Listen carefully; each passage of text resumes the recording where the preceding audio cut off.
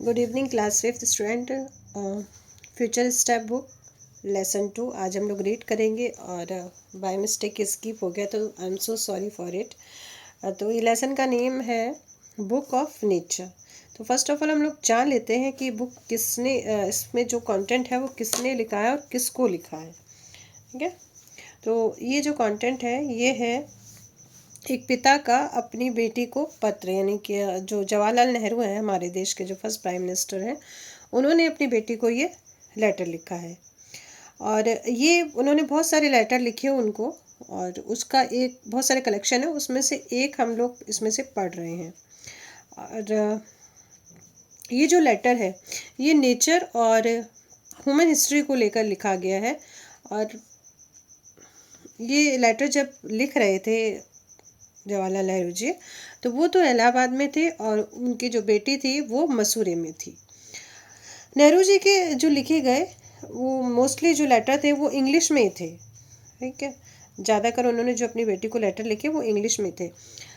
लेकिन उनके लेटर्स इतने अच्छे थे कि सब ने कहा कि जो भी उनको जानते थे अच्छे, तो उन्होंने ये कहा कि नहीं, आप इसको अपनी बेटी के लिए नहीं बल्कि सबके लिए इसको करिए और इसका एक हिंदी वर्जन भी बनाइए। तो उस समय हमारे जो मुंशी प्रेमचंद जी थे उपन्यासकार, उन्होंने इसको ट्रांसलेट किया हिंदी में। तो इस तरह से ये चीज़ें स्कूल बुक्स में भी शामिल हुई और लोगों ने उसे पढ़ा, समझा और जाना। आप ये अभी देख रहे हैं, इसमें से कलेक्शन में से एक लेटर है। इसी तरह से उन्होंने नियर अबाउट 30 लेटर्स अपनी बच्ची को लिखे थे। तो चलिए देखते हैं हम लोग इसमें जवाहरलाल नेहरू जी ने क्या लिखा। कि अगर क्लास में होते तो सबसे पहले तो आपसे यही पूछते, हम क्या पूछते, let's see who is the first prime minister of India. Bharat का पहला प्रधानमंत्री कौन है? कौन है अभी तो है नहीं, लेकिन इसमें है इसलिए कहा गया क्योंकि पूछा गया फर्स्ट प्राइम मिनिस्टर, तो है का यूज हो सकता है। तो कौन है? यस, पंडित जवाहरलाल नेहरू, जिनका बर्थडे हम लोग चिल्ड्रन डे के रूप में मनाते हैं, है ना। हाँ, तो जिसने भी याद दिलाया कि मैम ये लेटर, सॉरी ये लेसन स्किप हो गया, तो I would like to thanks, lot of thanks to him. चलिए स्टार्ट करते हैं। चैप्टर हमारा बहुत ही इंटरेस्टिंग चैप्टर है, नेचर को लेके है। Let start. Okay, when you and I are together. ये जवाहरलाल नेहरू जी अपनी बेटी को, इंदिरा गांधी को चिट्ठी लिख रहे हैं, लेटर लिख रहे हैं। उसमें ये कह रहे हैं, जब तुम और मैं साथ में होते हैं, जब तुम और मैं साथ में होते, या जब तुम मेरे साथ रहती हो, you often ask me questions about many things. तो तुम मुझसे बहुत सारी चीज़ों के बारे में क्वेश्चंस करती हो, and I try to answer them, और मैं उनका आंसर देने की कोशिश करता हूँ। Now that you are at Mussoorie and I am in Allahabad. लेकिन जबकि तुम कहाँ हो? मसूरी में हो और मैं इलाहाबाद में हूँ। We can not have this talk. तब हम बातें नहीं कर सकते, यानी कि उस तरह की बातें नहीं कर सकते, आमने सामने बैठ के बातें नहीं कर सकते। I am therefore going to write to you from time to time short account of story. यहाँ अकाउंट का मीन्स हो गया व्याख्या, है ना। तो फिर कहते हैं जवाहरलाल नेहरू जी कि इसलिए मैंने ये सोचा कि कभी कभी तुम्हें इस ऑफ अर्थ में, कि कभी कभी तुम्हें मैं इस दुनिया के बारे में बताऊं, या इस दुनिया के चीज़ों को मैं तुम्हें लेटर में लिखूं। And many countries great and small into which it is divided. और ये जो हमारी धरती, हमारा जो संसार है, हमारी जो दुनिया है, उन छोटे बड़े देशों के बारे में जो इस दुनिया में है, उनके बारे में मैं छोटी छोटी कहानियाँ लिख के मैं तुमको बताऊं, शॉर्ट अकाउंट में लिखूं। ओके, इतना क्लियर। चलिए, you have read a little about English history and Indian history. Okay, तुमने पढ़ा होगा, ठीक है, तुमने ये तुम पढ़ चुकी हो, या तुम पढ़ चुकी हो। क्या पढ़ चुकी हो? तुम हिंदुस्तान और इंग्लैंड का हाल में इतिहास पढ़ चुकी हो। But England is only a little island and India though a big country. लेकिन इंग्लैंड क्या है? एक छोटा सा टापू है, आइलैंड है, और इंडिया बहुत बड़ी कंट्री है। Is only a small part of earth surface. ये दुनिया का, ये धरती का छोटा सा हिस्सा है। If we want to know something about the story of this world of arts, और अगर तुम्हें इस दुनिया को, इस संसार का हाल जानने का शौक है, तो we must think of all countries, तो हमें उन सब देशों का भी ध्यान रखना पड़ेगा, उन देशों के बारे में भी सोचना होगा, जानना होगा। And all the people that have inhabited it, वो सारे लोग, वो सारी जातियाँ जो इस दुनिया में रहती हैं, जो इस दुनिया में बसी हुई हैं, इन सब के बारे में हमें सोचना होगा। And not merely of one little country, केवल इस छोटी सी कंट्री के बारे में ही नहीं सोचना है, where we have been born, जहाँ पे हम पैदा हुए हैं। तो जवाहरलाल नेहरू जी इनको बता रहे हैं कि केवल हमें अपने ही देश के बारे में नहीं सोचना है, हमें उन सारे देश के बारे में सोचना है। I am afraid I can only tell you very little in these letter of mine. वो कह रहे हैं मुझे डर है, मैं थोड़ा घबरा भी रहा हूँ, और मुझे मालूम है कि इन छोटे छोटे खतों में बहुत थोड़ी सी बातें ही मैं तुमको बता सकता हूँ। बट डैट लिटिल, पर लेकिन मुझे उम्मीद है, आई होप, और ये आशा भी है, मुझे उम्मीद भी है और ये आशा भी है, will interest you and make you think of the world as a whole. और मुझे उम्मीद भी है और मुझे आशा भी है कि इन थोड़ी सी बातों को भी तुम बड़े शौक से पढ़ोगी। And of other people in it as your brother and sister, तुम पढ़ोगी और समझोगी कि ये दुनिया एक है, और जो दूसरे लोग इसमें बसते हैं या रहते हैं वो सारे हमारे भाई बहन हैं। क्लियर? ओके, चलिए। When you grow up, when you grow up, जब तुम बड़ी हो जाओगी, you will read about the story of the earth, तो तुम इस अर्थ की स्टोरी के बारे में पढ़ोगी। And her people in books, और इस दुनिया के लोगों के बारे में किस में पढ़ोगी? तुम किताबों में पढ़ोगी। And you will find it more interesting than any other story or novel that you may have read, और तुमको उसको पढ़ने में उतना ही आनंद मिलेगा जितना कि किसी कहानी या उपन्यास को पढ़ने से कभी नहीं मिला होगा। इतना आनंद तुम्हें इनकी कहानियों को पढ़ने से मिलेगा, इनके बारे में जानने से तुमको मिलेगा। You have of course that our earth is very very old, million and millions of years ago। फिर वो कहते हैं कि क्योंकि ये सारे बच्चों को चीज़ें पढ़ाती जाती है, तो वो ये कहते हैं उनके पापा जवाहरलाल नेहरू जी, ये तो तुम जानती हो कि ये धरती लाखों करोड़ों वर्ष पुरानी है। कितनी है? लाखों करोड़ों वर्ष पुरानी है।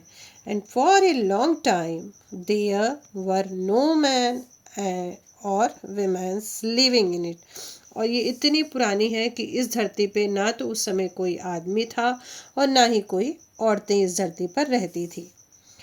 Before the man came, before the man came, आदमी के आने से पहले देयर वर ओनली एनिमल्स, यहाँ पे केवल जानवर ही थे। यानी जब कोई आदमी नहीं था, औरतें नहीं थी, तो उससे पहले यहाँ पे सिर्फ जानवर ही थे। And before the animals there was a time when no kind of life exists on the earth।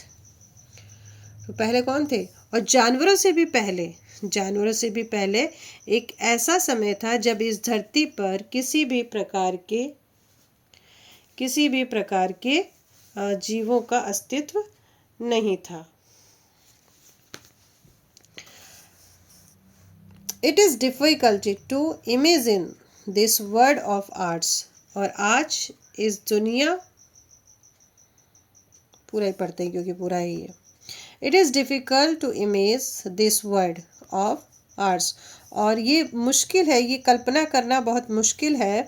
Which is so fully today of all kind of animals, कि आज कितने प्रकार के क्या हैं, जानवर हैं, and man है और आदमी है, to be without them। और जब यहाँ पहले उस समय कुछ भी नहीं था।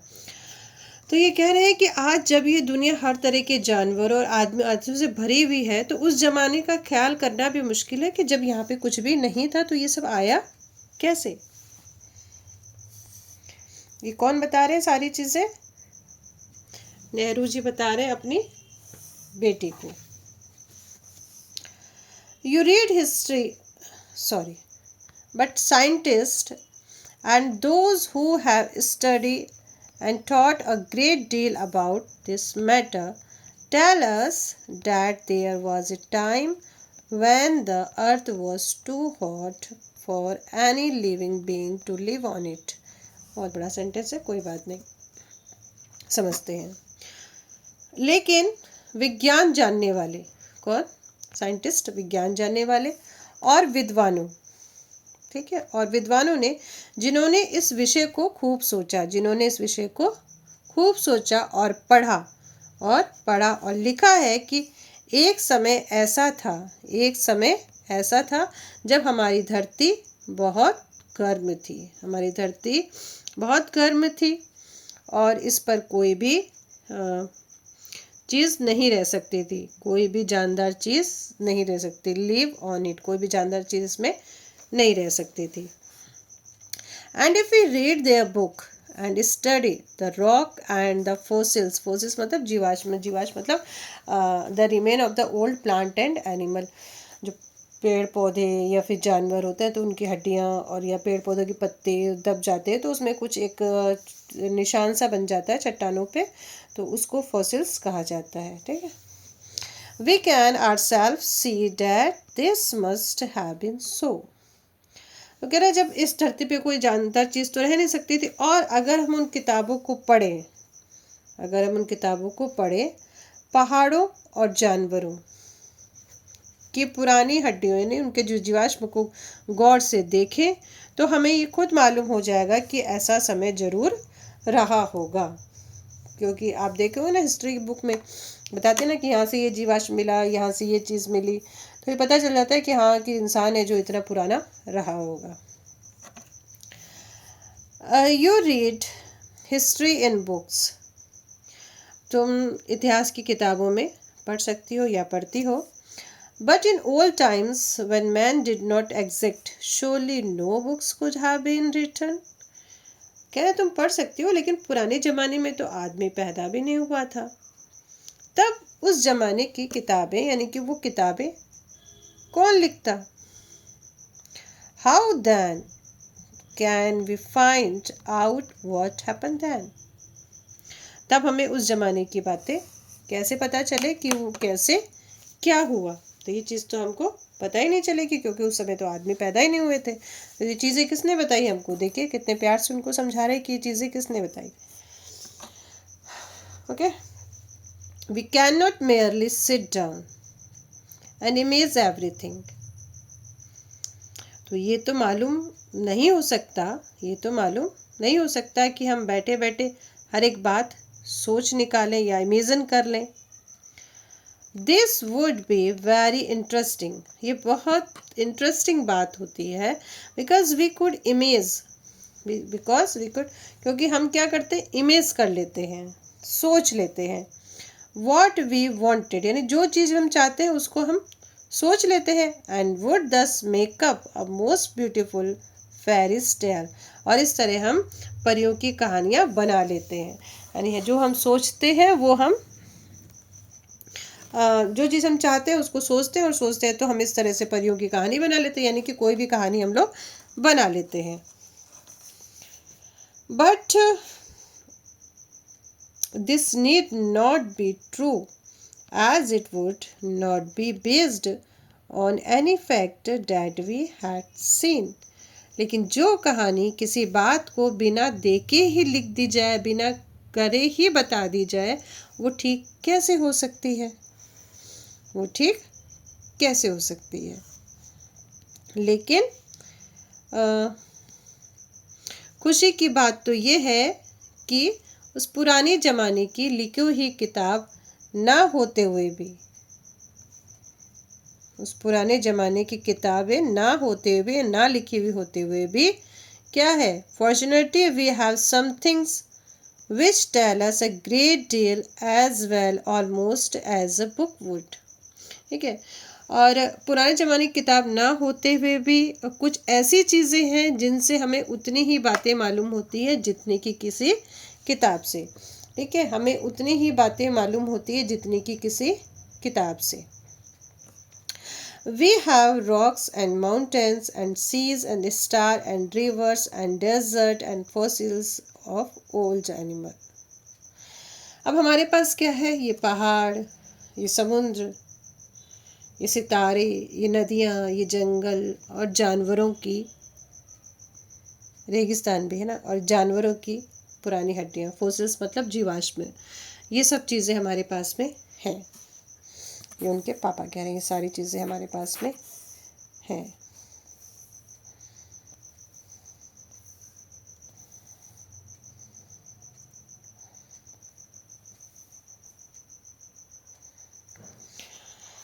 तो ये सब चीज़ें हमारे पास में हैं। These and other like things, ये सारी चीज़ें और भी कई चीज़ें हमारे पास में हैं। Our books of Earth's early story, और इनका जानने का असली तरीका ये नहीं है। क्या नहीं है असली तरीका? बताओ। कि हम केवल दूसरों की लिखी गई किताबों को पढ़ लें।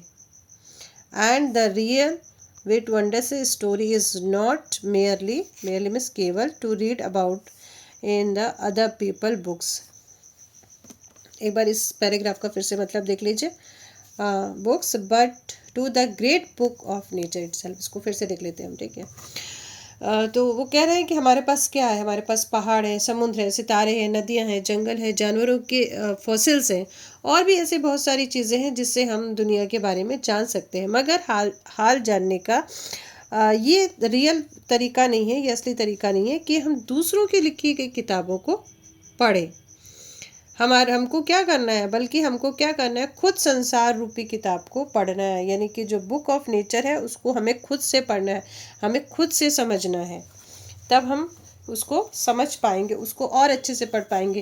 यानी हमें नेचर को जानना है, प्रकृति को जानना है हमको। You will,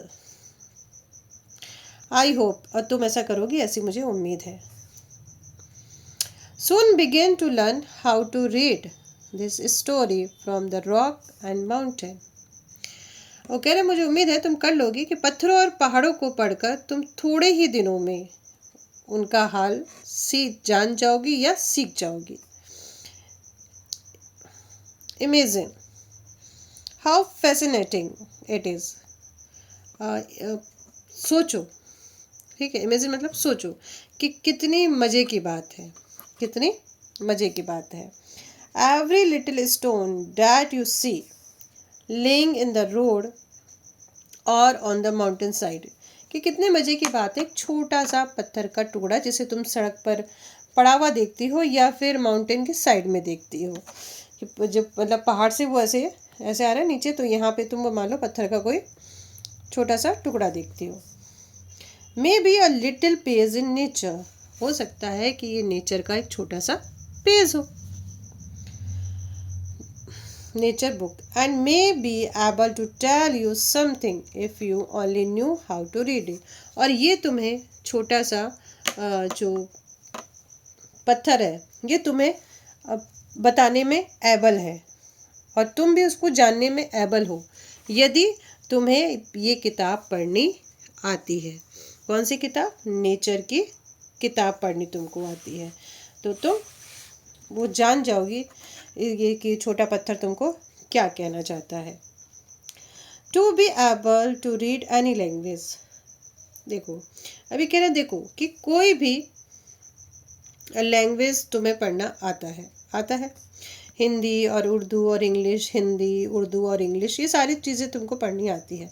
you have to learn its alphabet. तो तुमने इसके क्या सीखे? अल्फ़ाबेट सीखे हैं। So also you must learn the alphabet of nature. तो तुम्हें इस तरह से नेचर के अल्फ़ाबेट भी सीखने पढ़ेंगे, तुम्हें सीखने चाहिए। ठीक है, मस्ट लर्न, सीखने चाहिए। Before you can read her story in her book of stone. तो तुम्हें क्या करना पड़ेगा? तुम्हें नेचर के अक्षर को सीखना पड़ेगा, तभी तुम उनकी कहानी उसके पत्थरों और चट्टान की किताबों में पढ़ सकोगी। ठीक है, in her book of stone and rock, उसकी पत्थरों और चट्टानों की किताबों में पढ़ सकोगी। Even now perhaps you know a little how to read this. शायद अब भी तुम उसे थोड़ा थोड़ा जानती हो, यानी कि थोड़ा तुम उसको पढ़ना जानती हो।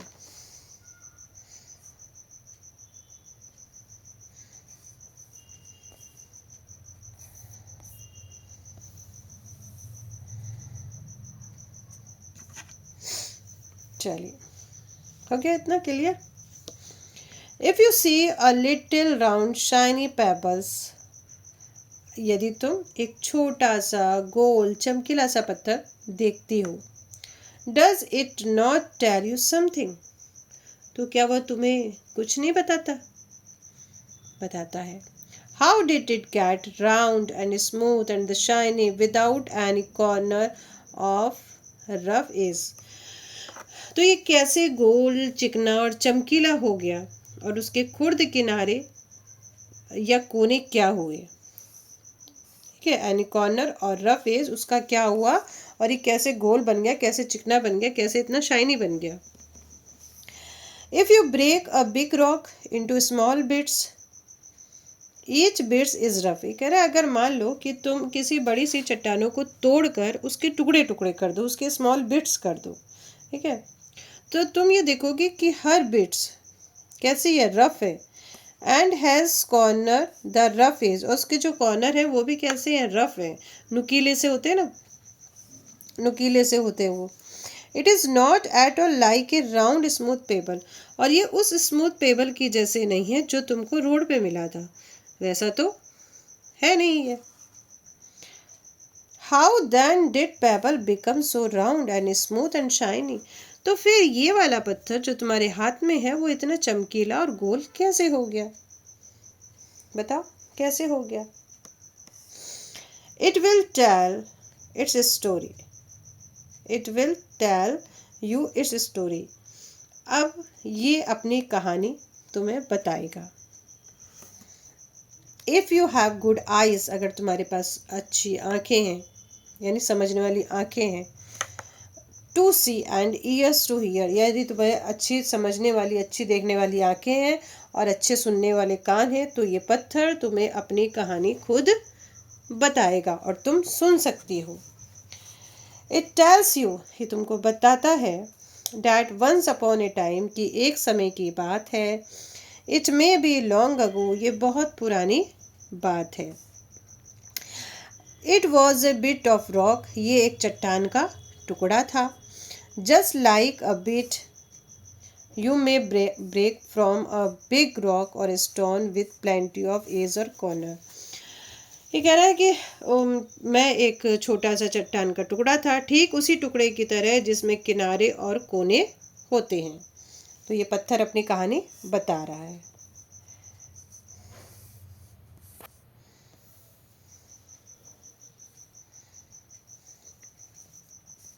प्रॉबरली, प्रॉबरली मीन्स शायद।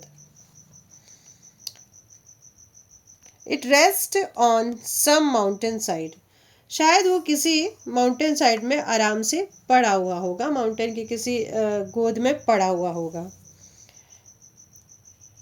देन कैम द रेन, तब बारिश आई होगी, and washed it down to the little valley. तब वो जो पानी है, बारिश का जो पानी है, उसे बहाकर वैली की तरफ ले गया होगा। वैली मीन्स घाटी की तरफ ले गया होगा, या ये कह रहा है कि मुझे वो घाटी की तरफ ले गया। ये पत्थर अपनी कहानी उसको बता रहा है।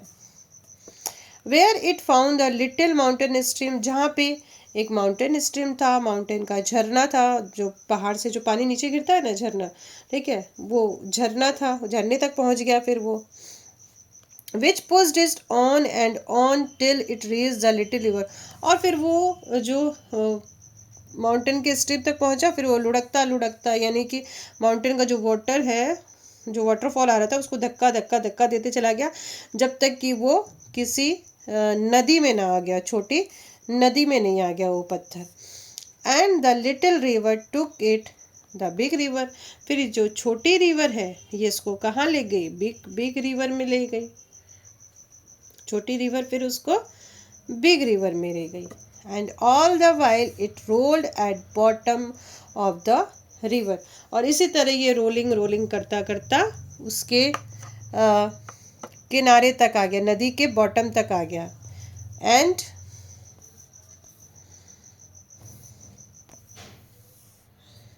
It is were worn away and its rough surface, और इसकी जो फिर वो खुरदरी जो सतह थी, खुरदरी जो किनारे थी, वो घिसते घिसते चिकनी हो गई और चमकदार हो गई। एंड शाइनी, और शाइनी हो गई। So it become the pebble that you see, जो पत्थर तुमने ये देखा। Somehow the river left it behind, और किसी तरह से जो नदी है इसको कहीं पीछे छोड़ के चली गई, यानी जब वो नदी से आया तो नदी से निकल गया, इसका मतलब बोले कि नदी उसको छोड़ के चली गई। इट बिहाइंड, अपने पीछे, यानी नदी आगे निकल गई और पत्थर वो वहीं पे रह गया। यू फाउंड इट, और तुमने इसे पा लिया। If the river had carried it on it, और यदि नदी उसे और आगे ले जाती, नदी उसको और आगे ले जाती, would have become smaller and smaller till it become a grain of sand। grain of sand मतलब बालू, ठीक है, छोटे छोटे दाने बालू के बोला गया, मिट्टी के दाने छोटे छोटे, तो उसको क्या कहेंगे, बालू। कह रहा है अगर नदी उसको और आगे ले जाती तो वो छोटे होते होते लास्ट में क्या होता, एक बालू का ग्रेन हो जाता, बालू का दाना हो जाता। And joins its brother at the sea side to make a beautiful,